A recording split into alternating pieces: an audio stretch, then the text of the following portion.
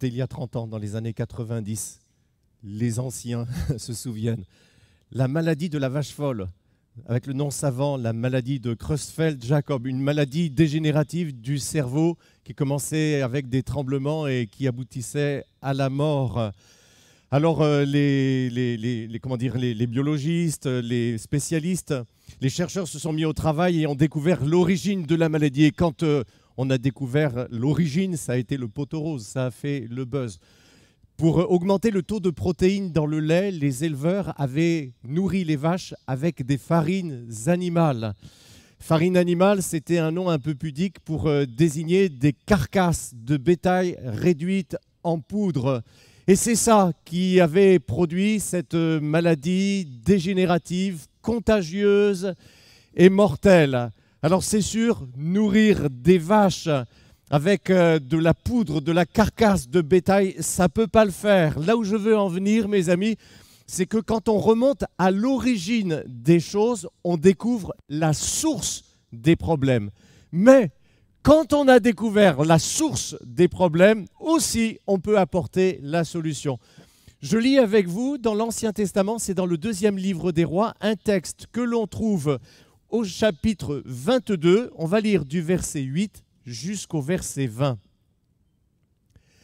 C'est alors que le grand prêtre Ilkija dit à Shaphan, le secrétaire, « J'ai trouvé le livre de la loi dans la maison de l'Éternel. » Ilkija donna le livre à Shaphan, et Shaphan le lut. Puis Shaphan, le secrétaire, alla faire son rapport au roi.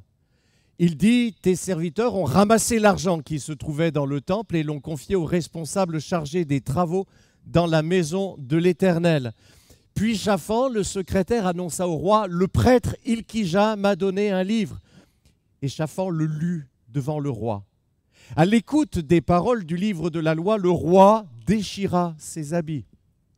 Ensuite, il donna cet ordre au prêtre Ilkija, à Shikam, fils de Shaphan, à Akbor, fils de Miché, à Shaphan le secrétaire et à son propre serviteur Azaja.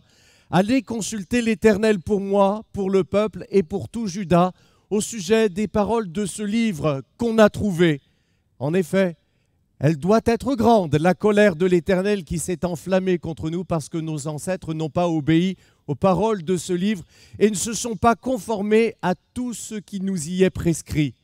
Le prêtre Ilkija, Ashikam, Akbor, Shaphan et Azaja allèrent trouver la prophétesse Hulda. Elle était l'épouse de Shallum, le gardien des habits, le fils de Tikva et petit-fils de Haras, et elle habitait à Jérusalem, dans la ville neuve. Une fois qu'ils lui eurent parlé, elle leur annonça « Voici ce que dit l'Éternel, le Dieu d'Israël. Annoncez à l'homme qui vous a envoyé vers moi, voici ce que dit l'Éternel. Je vais faire venir des malheurs sur cet endroit et sur ses habitants, conformément à toutes les paroles du livre qu'a lu le roi de Juda. Puisqu'ils m'ont abandonné et qu'ils ont offert des parfums à d'autres dieux, afin de m'irriter par toute leur manière d'agir, ma colère s'est enflammée contre cet endroit et elle ne s'éteindra pas. Mais vous annoncerez au roi de Juda qui vous a envoyé pour consulter l'Éternel, voici ce que dit l'Éternel, le Dieu d'Israël, au sujet des paroles que tu as entendues. Ton cœur a été touché. Tu t'es humilié devant l'Éternel en entendant ce que j'ai déclaré contre cet endroit et contre ses habitants, à savoir qu'ils seront un objet d'étonnement et de malédiction. Tu as déchiré tes habits et tu as pleuré devant moi. Eh bien moi aussi j'ai entendu cela, dit l'Éternel. C'est pourquoi je te ferai rejoindre tes ancêtres. Tu rejoindras la tombe dans la paix. Et tes yeux ne verront pas tous les malheurs que je ferai venir sur cet endroit. Ils rapportèrent cette réponse au roi. Le titre de mon message est « Retrouver le livre ». Retrouver le livre, ça suppose évidemment qu'on l'ait perdu. Et en l'occurrence, c'était le cas.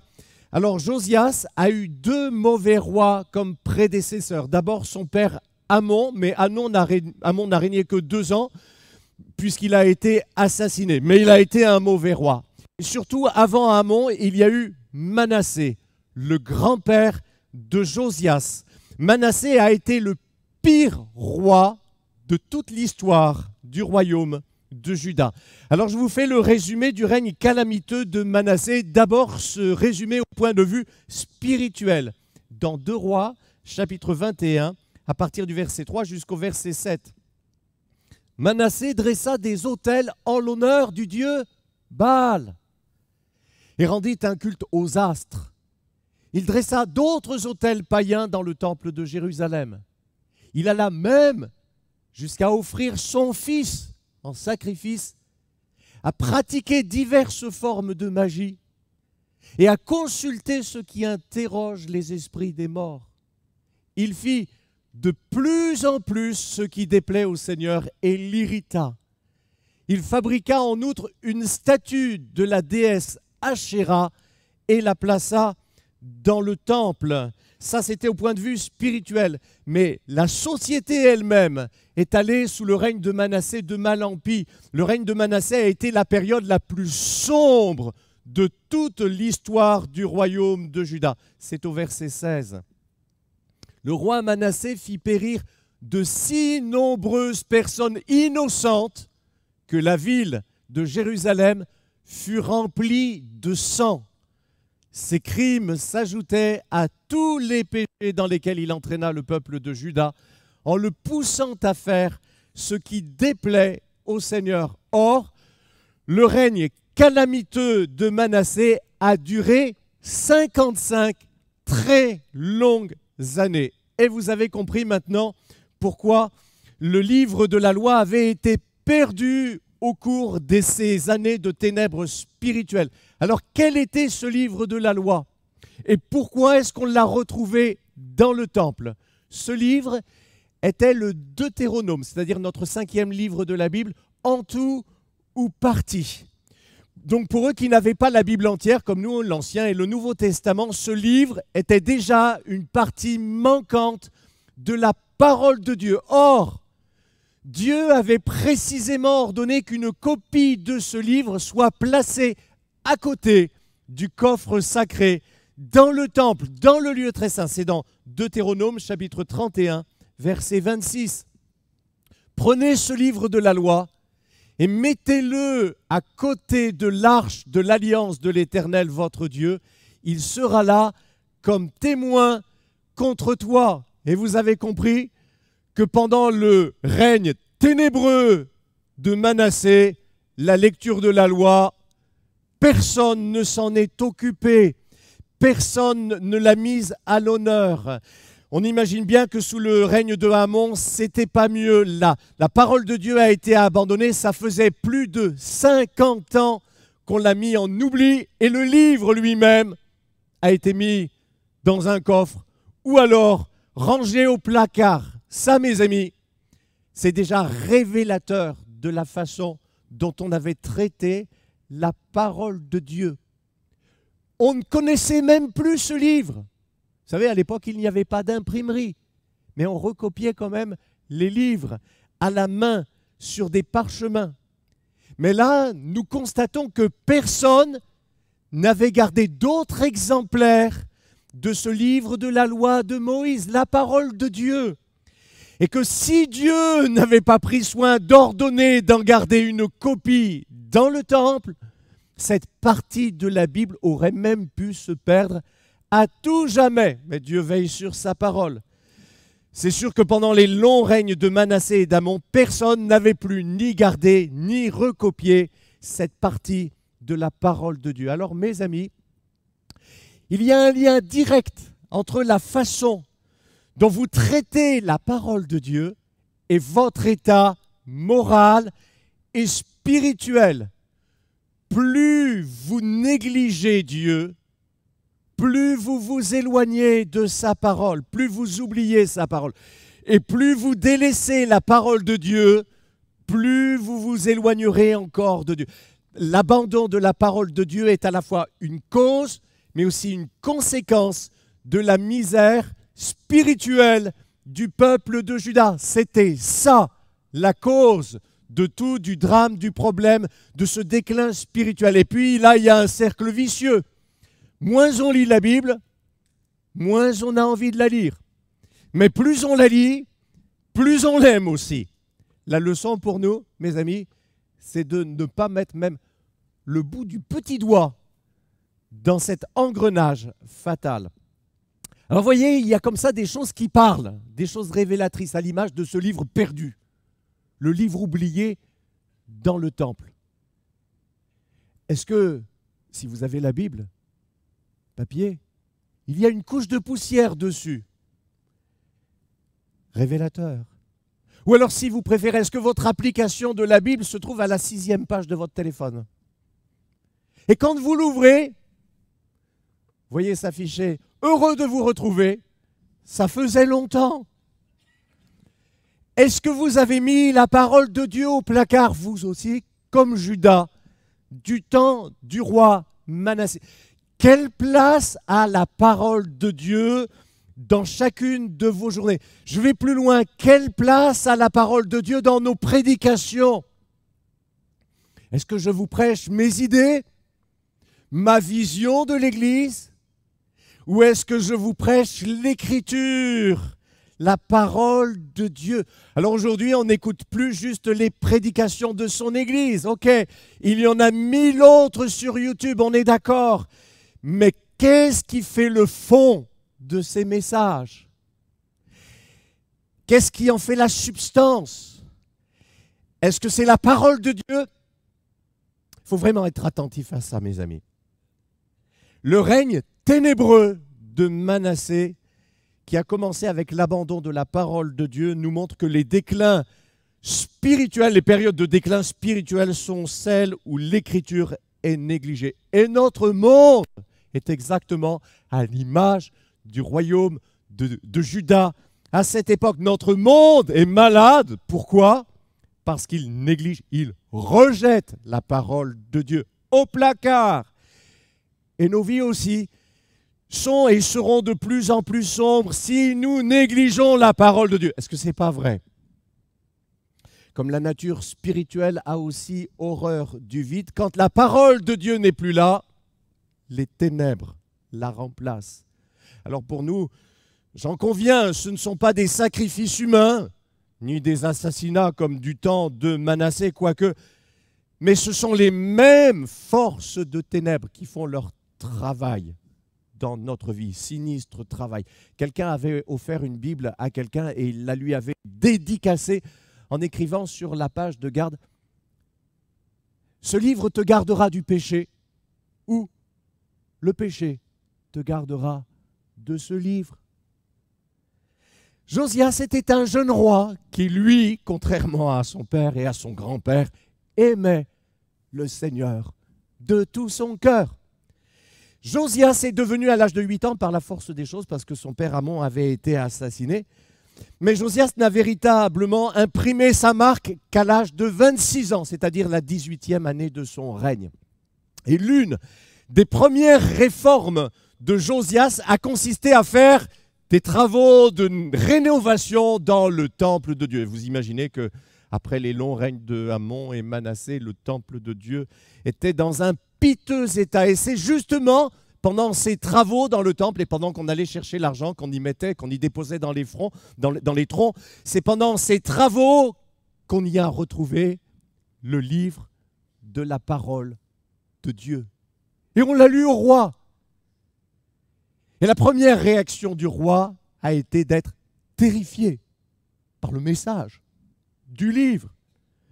Parce qu'il annonçait toutes les malédictions qui tomberaient sur le peuple s'il désobéissait à la parole de Dieu. Alors, il y a ça dans le chapitre 28 du livre du Deutéronome. Sécheresse, famine, épidémie, guerre, déportation. En un mot, malheur sur malheur vont s'abattre sur le peuple. Le roi fait consulter une prophétesse. Eh oui, et si quelqu'un en doutait, Dieu peut aussi parler par une femme. Et Hulda, la prophétesse, a confirmé le message du livre. Oui, parce que le mal est trop profond en Juda, le malheur va s'abattre sur le peuple. Mais toi, Josias, parce que tu es un bon roi, parce que tu es humble, parce que tu t'es repenti en entendant ma parole, parce que tu as pleuré en écoutant les paroles du livre, toi, tu mourras en paix avec l'approbation de ton Dieu. quand vous retrouvez la parole de Dieu, quand vous la redécouvrez peut-être, la première chose qu'elle produit, c'est la repentance. Une repentance à salut.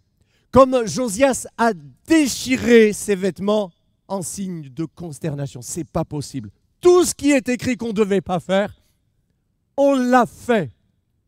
On a désobéi à toutes les lois de Dieu. Seulement voilà, quand vous vous repentez devant Dieu, il y a une promesse de joie qui vous attend. Parce que tu t'es repenti, je te pardonne. Tout est effacé. Tu seras maintenant mon enfant. Parce que tu veux changer et m'obéir, je vais te bénir. À partir de maintenant, je serai avec toi.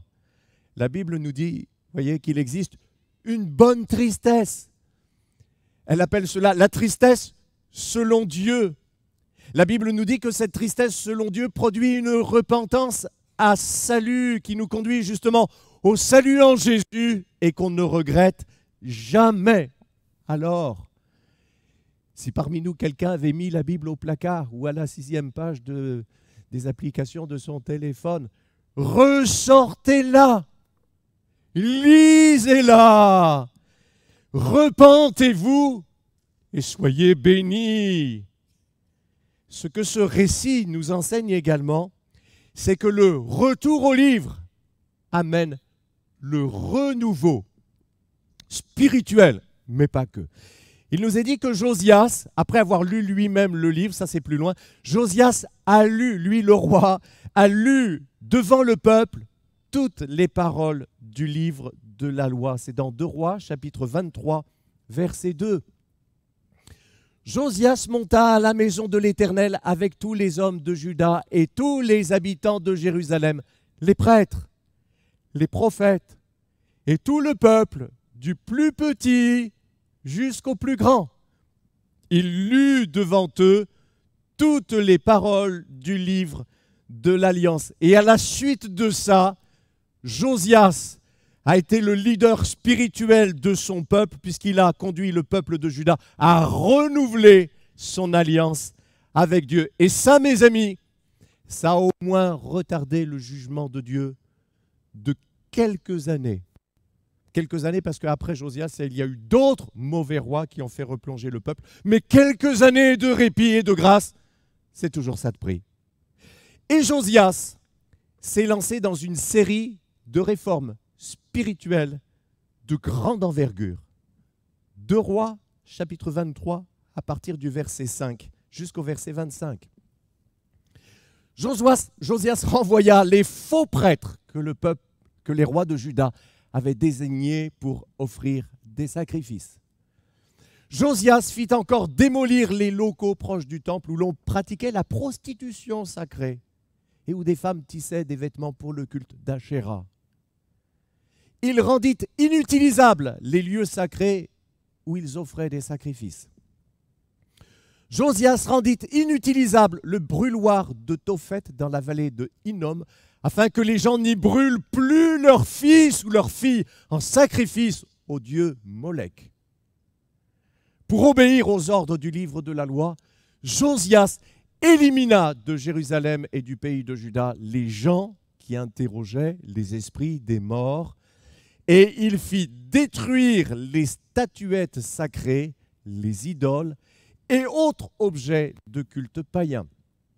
Le roi Josias ordonna au peuple tout entier de célébrer la fête de la Pâque en l'honneur du Seigneur leur Dieu, comme le livre de l'Alliance le commande. En résumé, il n'y avait pas eu avant Josias de roi comme lui qui se soit attaché au Seigneur de tout son cœur, de toute son âme et de toute sa force, comme la loi de Moïse le commande. Et après lui, il n'y en a pas eu non plus. Et c'est ainsi que la réforme spirituelle impulsée par Josias a nettoyé, au moins temporairement, le royaume de son idolâtrie. Le roi, alors qu'avant on adorait Baal, Achéra et compagnie, le roi a remis à l'honneur le culte de l'Éternel. Et il a mis un terme aussi au crime. au Dieu qui avait cours dans son royaume avant son règne. Mes amis, c'est la démonstration que les périodes de déclin sont celles où l'on néglige la parole de Dieu, mais que les périodes de renouveau spirituel, et pas que, sont celles où l'on retrouve le livre et où on le redécouvre. Vous savez, quand Jésus a enseigné, il a remis la parole de Dieu au centre, quitte à s'opposer de front aux traditions de son temps, comme celles des pharisiens. Les pharisiens se voulaient être, soi-disant, les gardiens de la loi de Dieu.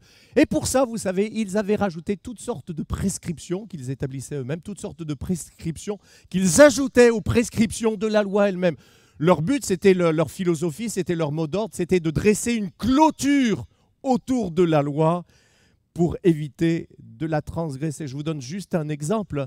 La loi de Moïse prescrivait aux prêtres qui devaient offrir un sacrifice, qui allaient offrir un sacrifice, c'est dans Lévitique chapitre 15, verset 11, qu'ils se lavent les mains avant cet acte sacré. Eh bien, dans leur tradition, les pharisiens avaient étendu cette exigence du lavage des mains à toutes sortes de situations de la vie quotidienne, comme juste par exemple le fait de prendre un repas. Alors c'est mieux de se laver les mains avant de prendre le repas, mais ça n'a rien à voir avec la pureté devant Dieu. Et Jésus est entré en conflit direct avec les pharisiens et leur façon d'être plus royaliste que le roi. Il leur a dit en Matthieu chapitre 15, verset 20, « Non, manger sans s'être lavé les mains, ça ne rend pas un homme impur devant Dieu. »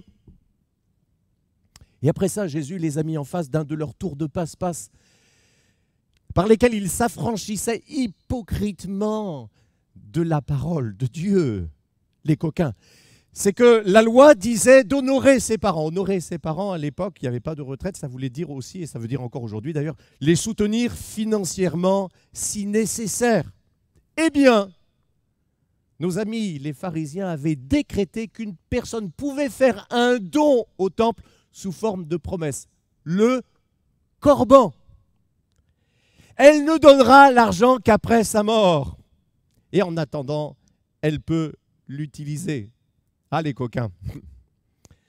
Et dans leur tradition, ils disaient que celui qui fait corban peut s'affranchir de soutenir ses parents, les hypocrites. Et Jésus leur a dit, directement, Matthieu chapitre 15, verset 6, en face, « Vous annulez ainsi la parole de Dieu au profit de votre propre tradition. » Au XVIe siècle, quand Calvin, Luther et d'autres sont revenus à l'écriture, ce fut la réforme protestante.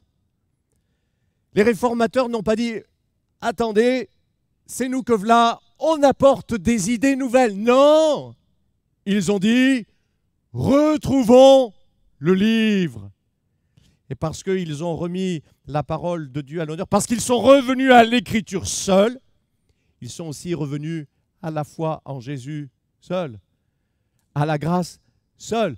Non, on ne sera pas sauvé en payant des indulgences au pape. On sera sauvé juste par la foi dans le sacrifice du Seigneur Jésus-Christ. Retour à l'écriture ensuite, comme les apôtres étaient mariés et que Paul lui-même assurait qu'il avait le droit le plus absolu, s'il le voulait, de se marier. Il dit dans 1 Corinthiens chapitre 9 verset 5, « N'aurais-je pas le droit d'emmener avec moi une épouse chrétienne, comme le font les apôtres, les frères du Seigneur ?» Et Pierre, avec la réforme protestante, les pasteurs peuvent mener dignement et tranquillement une vie de bon père de famille. Le retour au livre amène un vent de liberté et de renouveau. Et à cette époque-là aussi, au temps de la Réforme, on a retrouvé le livre. Et le monde est un peu sorti de ces ténèbres comme du temps de Josias. Alors mes amis, quand c'est par rapport aux pharisiens ou quand c'est par rapport aux catholiques que la parole de Dieu remet les pendules à l'heure, on applaudit de bon cœur. Mais vous savez, il nous arrive à nous aussi, parfois, de vouloir être plus royaliste que le roi, ou si vous préférez plus biblique que la Bible. Parce que si on s'en tient réellement à l'Écriture, qu'est-ce qui empêche, par exemple, qu'une femme puisse diriger les chants,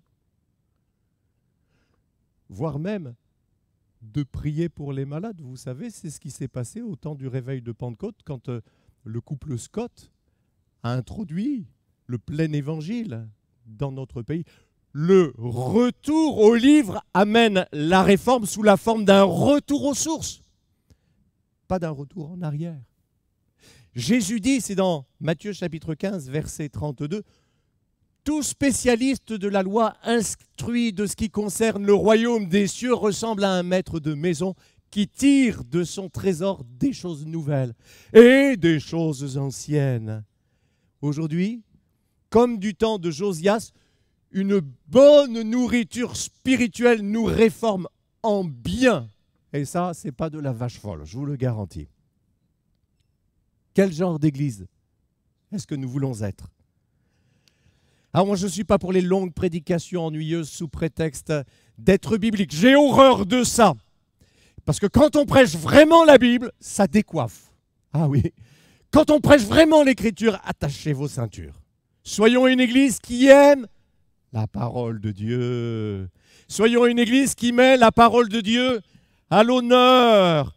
La parole de Dieu, rien que la parole de Dieu, mais toute la parole de Dieu. Colossiens chapitre 3, verset 16. Que la parole du Christ réside au milieu de vous dans toute sa richesse, qu'elle vous inspire une pleine sagesse pour vous instruire et vous avertir les uns les autres. Alors le problème, vous savez, c'est pas de savoir que si on lit la parole de Dieu sur papier, sur le téléphone, sur la tablette, sur le PC à la maison, ou encore si on peut la lire sur un écran dans la salle. La question, c'est quelle place nous donnons à la parole de Dieu dans nos vies et aussi dans nos enseignements ici à l'église. On raconte cette histoire autrefois en Chine d'un vieil homme qui était réputé pour être le meilleur tailleur de pierre du pays. D'abord, il savait les reconnaître, on ne pouvait pas le tromper, et aussi il savait les travailler chacune pour qu'elle donne le meilleur d'elle-même. Le meilleur tailleur de pierre du pays. On lui a envoyé un jeune homme pour qu'il fasse sa formation, pour qu'il soit son apprenti. Et donc le jeune homme est arrivé de la campagne. Le vieux l'a fait entrer dans son atelier, il lui a dit de s'asseoir. Il lui a dit « Ouvre ta main ». Le vieux lui a mis une pierre à l'intérieur. Il lui a fermé la main, il lui a dit « C'est de l'améthyste ».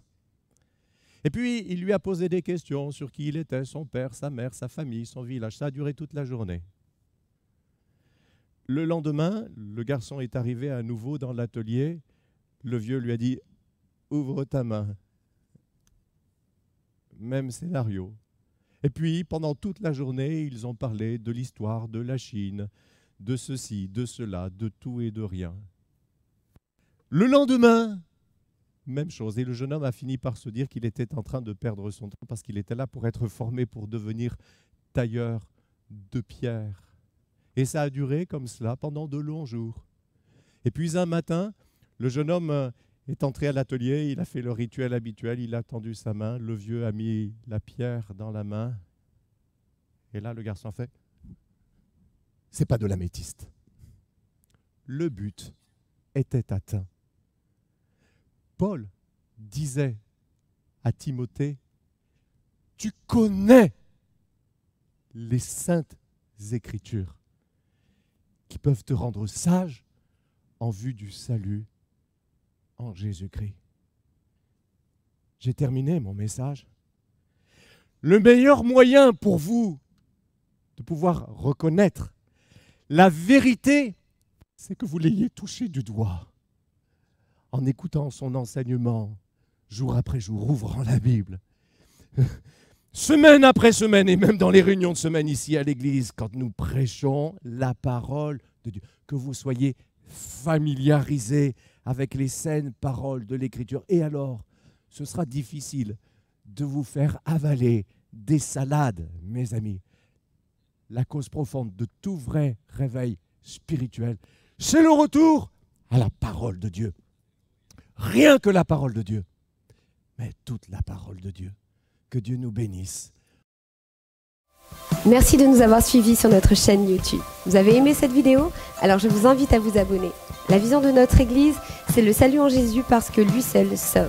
Alors si vous souhaitez en savoir plus, si vous avez des questions, n'hésitez pas à nous contacter sur notre site internet www.eglisehellena.fr.